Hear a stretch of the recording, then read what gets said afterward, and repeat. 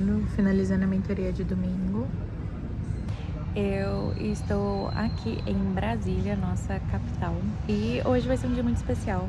Eu tô num café, eu vim mais cedo, estou trabalhando, um café que eu estou vindo nos últimos dias, um café que hoje foi, recebida com "Olá, Ana, você que é o de sempre?" Eu fiquei tipo, pra quem não sabe, esse era um dos meus sonhos, antigos, assim, de ter alguns cafés ao redor do mundo que os baristas me reconhecessem e que eles soubessem, o que eu gosto. Enfim, é uma vibe, tem alguns cafés ao redor do mundo e isso é uma coisa que me faz muito feliz. Eu sei que é algo pequeno, mas é algo que preenche, sabe?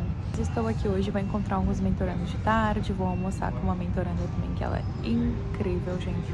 Vou tentar mostrar um pouquinho também. Mas hoje é um dia de muito trabalho, porque amanhã eu tenho duas mentorias, gente. Eu tenho a mentoria normal, às 7h30 da noite, mas eu também estou começando um novo projeto com os meus mentorandos, que no primeiro domingo de cada mês desse segundo semestre a gente vai se encontrar para olhar, organizar a nossa vida, organizar o nosso ano, mas também maximizar o ano de 2025. Então, o primeiro encontro, no primeiro domingo do segundo semestre vai ser justamente o planejo do segundo semestre, a gente vai organizar o nosso ano, organizar os próximos 6 meses e tô muito animada. Mas vai ter duas mentorias amanhã, uma de planejamento do segundo semestre e depois, eu acho que o nosso terceiro encontro dessa nova turma de mentoria. Mas antes de mostrar o meu dia, eu preciso explicar um pouquinho por que estou no Brasil e contar uma historinha rápida de algumas coisinhas que aconteceram eu vindo pra cá, tá, gente? No final do mês de junho, eu já estava com minha passagem marcada, que eu viria pro Brasil. Na verdade, minha passagem era pro Rio de Janeiro, do bairro Rio de Janeiro, para encontrar minha mãe para celebrar o aniversário dela, Até já tem aqui o diário do Rio de Janeiro, da gente aproveitando. Mas houveram, alguns momentos de tensão antes de eu chegar aqui, que foi, infelizmente, a situação no Oriente Médio, principalmente perto de onde eu moro, ficou mais desafiadora. O Irã lançou uma bombinha ali no Catar do meu lado e ficou tensa a situação e a gente resolveu trocar os planos e eu fui pro Brasil um dia mais cedo. Até o espaço aéreo fechou durante uns minutos, foi um momento de tensão mesmo. Ficou essa sensação, será que haverá uma retaliação? Estou numa posição geográfica, neste conflito especialmente, do Irã a Israel, desafiadora, porque o Irã, a gente tá assim do ladinho de um estreito, tá muito próximo de mim. E, querendo ou não, os Emirados Árabes Unidos, eles são aliados dos Estados Unidos, então assim, desafiador. Nesse momento, aparentemente, as coisas foram pacificadas, mas veremos os próximos capítulos. Então, assim, a minha saída de Dubai não foi tão incrível. Tive que trocar de passagem em cima da hora, foi uma loucura, gente. Minha mãe tava tensa. Acabamos trocando um pouco os planos do Rio de Janeiro também. A gente teve que, se adaptar ali. Mas deu tudo certo, estou aqui agora, a situação está muito melhor. A gente já aproveitou o aniversário da minha mãe, a gente já aproveitou o Rio de Janeiro. E agora eu pretendo passar, uns diazinhos aqui no Brasil. Estou em Brasília, que não é, na verdade, a minha origem, eu sou de Porto Alegre. Mas na última década, mais ou menos, a minha família, minha mãe e minha irmã se mudaram para cá. Por causa do trabalho delas, ambas são funcionárias públicas. E Brasília meio que se tornou o meu QG no Brasil, porque querendo ou não, fazem já 10 anos que eu tô morando no exterior, entre indas e vindas, eu me formei no final de 2015 e em 2016 realmente foi quando eu fui para os Estados Unidos trabalhar na Disney. Depois foi quando eu me mudei para a Coreia do Sul e para a China, então assim, depois Emirados Árabes Unidos, depois eu voltei durante a pandemia, durante uns 8 meses para o Brasil. E depois eu fiquei nômade quase 2 anos, enfim, Gente, eu não carrego arrependimentos, mas teria sido muito legal ter feito diários ao redor do mundo, sabe? Que eu fiquei 1 ano e meio em 20 países diferentes, uma vibe. E é por isso que eu falo, gente, realmente tem alguns cafés ao redor do mundo que me conhecem, assim. Não sei se as mesmas pessoas ainda estão trabalhando lá, mas não faz tanto tempo, Mas se eles não me conhecem, não tem problema, porque eu conheço os cafés. Mas passarei os próximos dias em Brasília. Nos últimos dias eu literalmente estou vindo quase sempre neste café específico, que é uma vibe, gente, café bom, em cima de uma livraria. E estou aproveitando e hoje vou encontrar umas pessoas legais, vou tentar mostrar para vocês e quem sabe mostrar um pouquinho de Brasília também nos próximos dias. Enquanto eu aproveito aí aqui um pouco com a minha família, aproveito um pouco do Brasil, talvez a viagem tenha um diário de uma outra cidade brasileira também. E enquanto eu ainda decido, quando que eu vou voltar para minha casita, porque tem muito trabalho. E amo visitar minha família, tô aproveitando o máximo, mas também é uma rotina, a minha rotina é muito importante pra mim. Mas é isso, gente, vou aproveitar o dia de hoje e vou tentar mostrar pra vocês da melhor maneira possível. Vamos lá? Vai ser massa.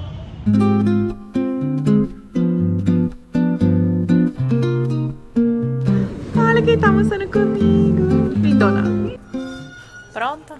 Prontíssima! Se apresente, Amanda, vamos lá. Eu sou a Amanda, moro em Brasília, tenho 33 anos, atualmente faço doutorado em estatística na USP, mas já terminei também um mestrado em computação aeronáutica no ITA, sou formada em estatística pela UNB e atualmente trabalho num banco na área de prevenção a fraudes. Vibes. Gente, eu trouxe ela porque... Como que a gente se conheceu? Ou melhor, como que você me conheceu? Eu te conheci, você fez uma palestra no curso da Renata Biagi. Aham. E aí Mentorana maravilhosa.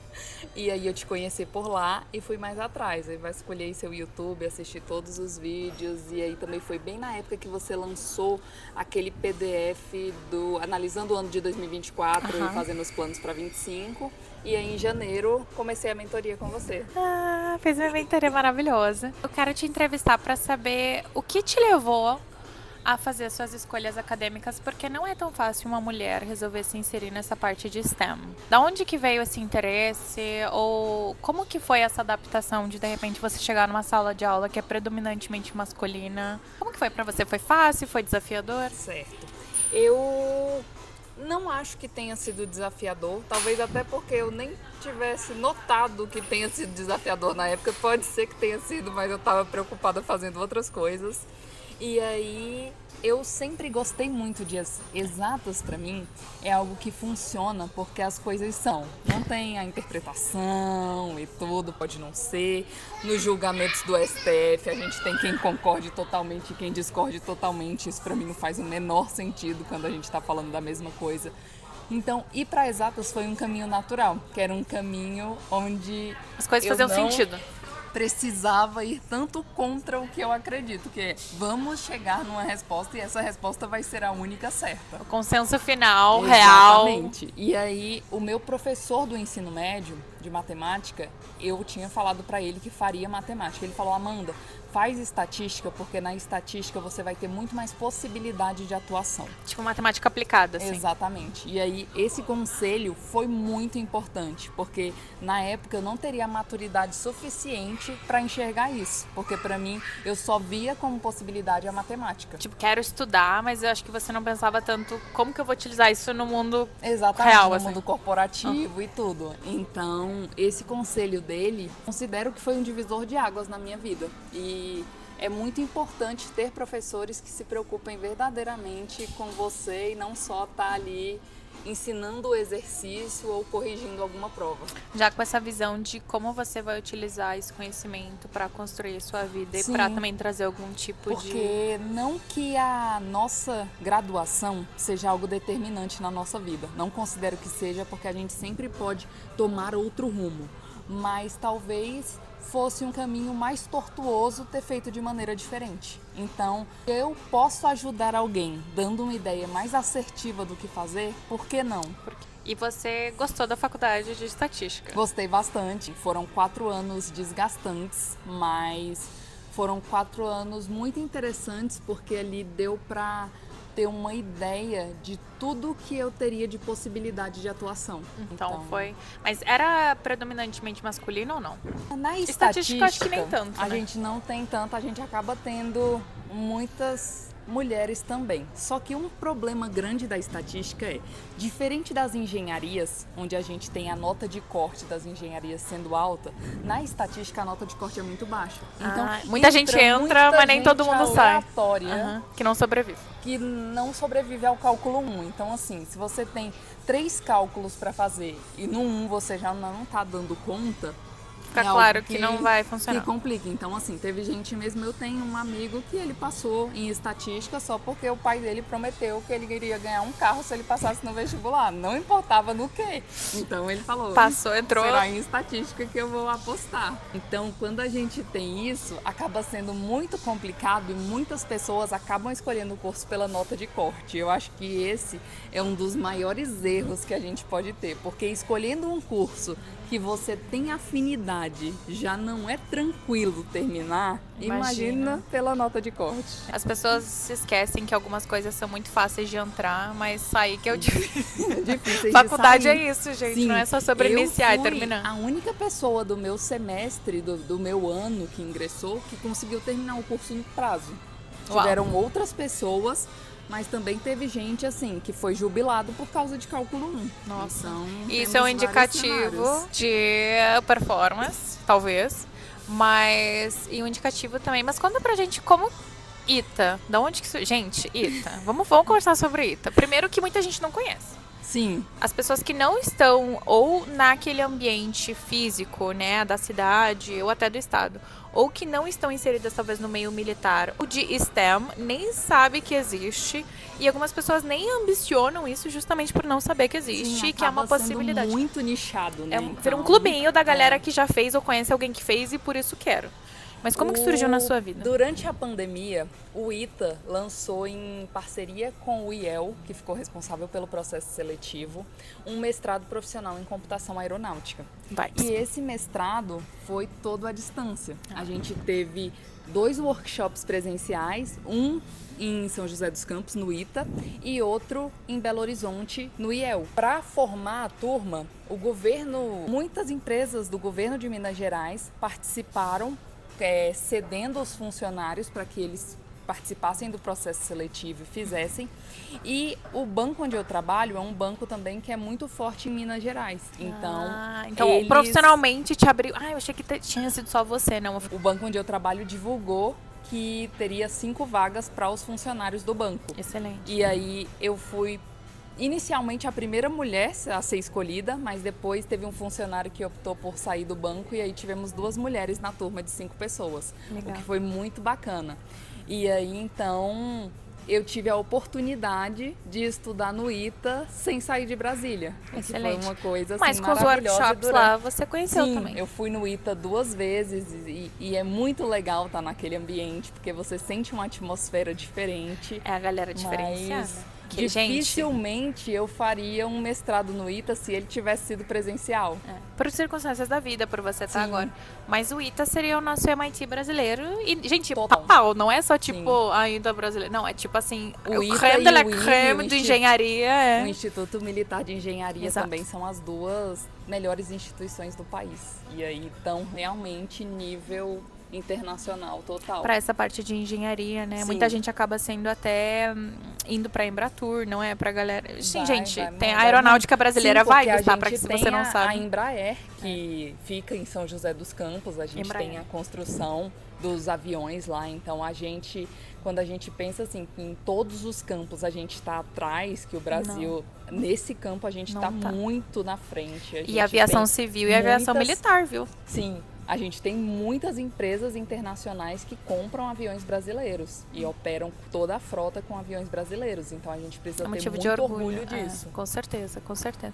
E depois, não satisfeita, você está agora fazendo um doutorado na USP. Pois é, terminei ano passado o mestrado e aí falei... Eu já tô no embalo. E aí... Estou fazendo agora o doutorado em estatística, pretendo seguir na linha de pesquisa de machine learning, que é uma linha também muito forte, que aí eu vou poder AI também um pouquinho. Várias dessas coisas que a gente está vendo atualmente, de inteligência artificial, de AI, porque tudo isso está num hype muito bom e a gente tem muitas possibilidades. E você já definiu a sua área de pesquisa? Ainda não. Inicialmente tinha pensado em fazer algum modelo de score de fraude, mas ainda não está fechado isso.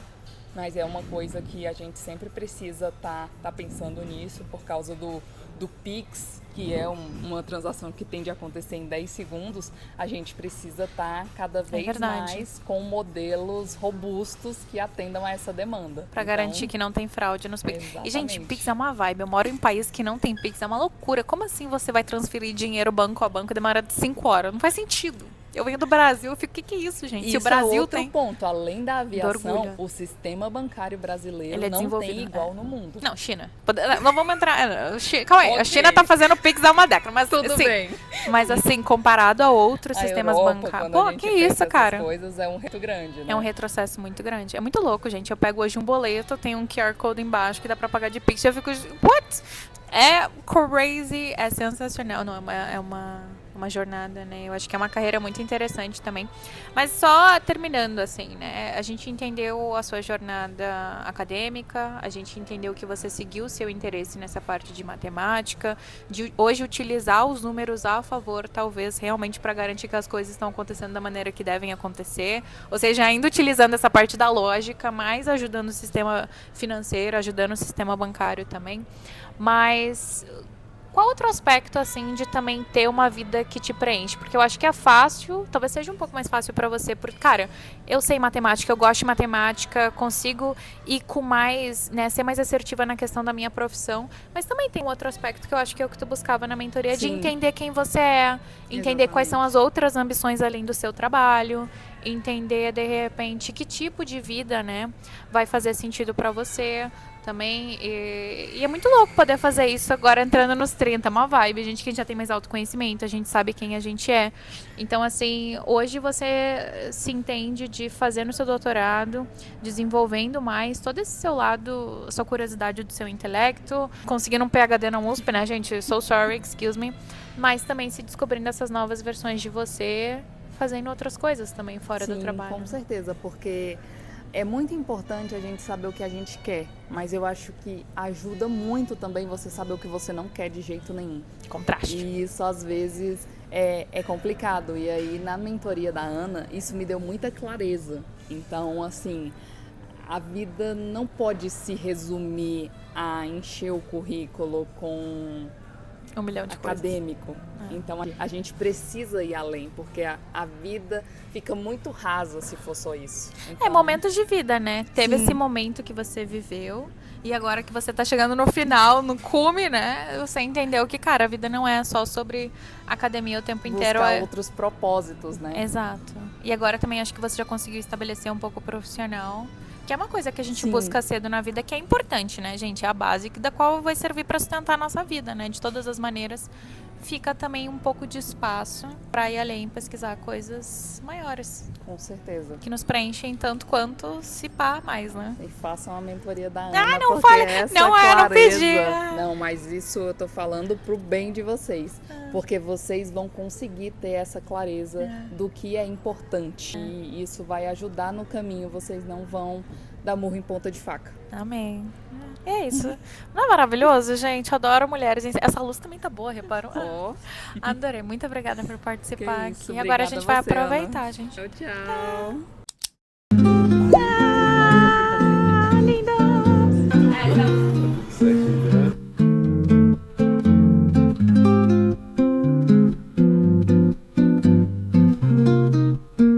Oi, gente, eu sou a Daniela, eu sou da mentoria 5 e eu descobri isso hoje. Atualmente eu trabalho tanto de social media, mas aí eu também estou estudando gestão de política pública, mas eu sou formada em relações internacionais. Então eu faço várias coisas. Eu conheci a Ana através dos vídeos no YouTube, depois comecei a acompanhar no Instagram. Eu resolvi fazer a mentoria e foi uma coisa maravilhosa na minha vida. Eu sou a Ana, do Help Internacional. Fiz relações internacionais, hoje eu trabalho com consultoria de idiomas, inglês e espanhol. Conheci a Ana pelo YouTube, já gravamos live, foi assim que a gente começou a conversar antes da mentoria, mas eu fiz mentoria 5, fiz nova mentoria também. Também viajou, linda. Para a Argentina, a primeira viagem internacional, foi incrível. Foi bom, né? Boa. Sim, maravilhoso. Oi, eu sou a Carla, eu faço Relações Internacionais, estou no 4º período e também trabalho com investimentos. Eu sou da turma 7 da mentoria. Eu conheci a Ana no YouTube em 2019 e depois fiz a mentoria dela, que foi a melhor decisão para minha carreira. participei de um projeto da minha faculdade que coloca vários estudantes em contato com empresas. E aí a minha empresa foi a BDI, que é uma agência que promove a industrialização do Brasil. E aí o meu desafio era analisar a industrialização do Brasil sob a perspectiva da sustentabilidade e comparar com a China, Estados Unidos e com a União Europeia. E aí, a partir disso, a gente fez um documento, várias recomendações para a BDI colocar em prática, né? E aí a gente ganhou o melhor projeto de 2025. Oi, gente, tudo bem? Meu nome é Letícia, eu faço Relações Internacionais na Universidade de Brasília e eu tô no meu 7º semestre. Eu conheci a Anne em 2018, eu acho, e foi no YouTube quando eu tava pesquisando sobre possíveis graduações que eu queria fazer. E eu encontrei Relações Internacionais e eu pesquisei no YouTube Relações Internacionais e o primeiro vídeo foi da Ana na China, com a parede de post-its no fundo explicando sobre todo o processo dela, tanto na Disney quanto o mestrado dela na China. Eu fui da turma 7 de mentoria, primeiro semestre de 2023 e foi uma decisão que quando abriu, é uma coisa bizarra de se falar, mas eu senti assim que era o momento de fazer, porque se eu não fizesse eu não faria depois e era o momento que eu mais estava precisando, assim. Tinha problemas na minha vida pessoal e eu sentia que a minha vida acadêmica estava estagnada também. E foi uma coisa que realmente me deu um gás para poder conseguir continuar o que eu tinha que fazer. O grupo sempre tem muita mensagem, sempre indicando estágio, sempre mostrando oportunidades. E às vezes é sempre perguntando, alguém conhece esse programa? E numa dessas de perguntar alguém conhece esse programa, foi quando apareceu o SWAI, que é o Ship for Youth, que é um programa do Japan Office, que eles promovem para pessoas de vários países do mundo conseguirem ir para um treinamento de jovens líderes no Japão com tudo pago pela Embaixada do Japão. Então eu vi esse link, eu apliquei pensando que não ia dar em nada, mas a partir do momento que eu vi que eu estava passando nas fases e eu fui para a segunda fase, fui para a fase de entrevista, eu comecei a perceber que estava ficando sério e eu consegui usar muita coisa da mentoria, coisas que eu aprendi com olhar estratégico para poder realmente me usar tudo que eu já tinha aprendido na minha carreira, na minha formação pessoal, na minha formação acadêmica e profissional, para me adequar ao tipo de pessoa que eles queriam para o programa. E eu acabei passando nesse programa que selecionou 8 pessoas de 10 mil que concorreram no ano passado para poder representar o Brasil. Nós fomos uma delegação e a gente tinha representação diplomática no Japão durante um mês para poder aprender e depois voltar e aplicar o que a gente aprendeu como jovens líderes aqui no Brasil. Ninguém acredita que alguém quer pagar uma passagem pro Japão de graça, né? Alimentação, transporte, tudo era incluso. A gente foi pra neve, então eles deram roupa de frio para poder a gente conseguir se agasalhar, porque eles sabem que no Brasil nem todo mundo tem acesso. Então, assim, foi maravilhoso. A gente teve acesso a coisas que a gente nem imaginava. O programa era tão, assim, do nada pra mim, que eu não fazia ideia de que ia ser no navio até eu chegar quase na última fase de entrevista. E aí, quando eu descobri, eu falei, nossa, eu nunca nem entrei em um, o que é que eu vou fazer? E aí, durante todo o programa foi incrível. A gente passou 5 dias em Tóquio, a gente entrava no navio, ele passava uns dias navegando e a gente descia uma cidade rural do Japão. A gente foi pra Shizuoka e Shimane durante esse programa e depois retornamos pra Tóquio. Então, a gente, ao todo, passou 29 dias no Japão, praticamente, e a gente ficava intercalando entre tempos em terra, colocando em prática o que a gente aprendia dentro do navio, e dentro o tempo no navio, aprendendo coisas teóricas sobre os ODS e como melhorar a sociedade e o mundo no geral. Eu sempre tive essa conexão de retornar o que eu aprendi dentro do ambiente acadêmico para pessoas de escola pública, que foi de onde eu vim também. A gente cria uma conexão não só com as pessoas do Brasil, que eu fui como delegação, mas com pessoas do mundo inteiro, assim. Então, tipo, a gente tem amizade, a gente faz ligações. Hoje eu tive uma ligação de 1 hora com meu amigo do Oman, que eu fiz no programa, assim, é uma coisa que seria totalmente impossível se não tivesse participado. E no próprio grupo da mentoria também é para diversas coisas, porque eu acabei decidindo aplicar pro MECT depois que eu voltei do Japão.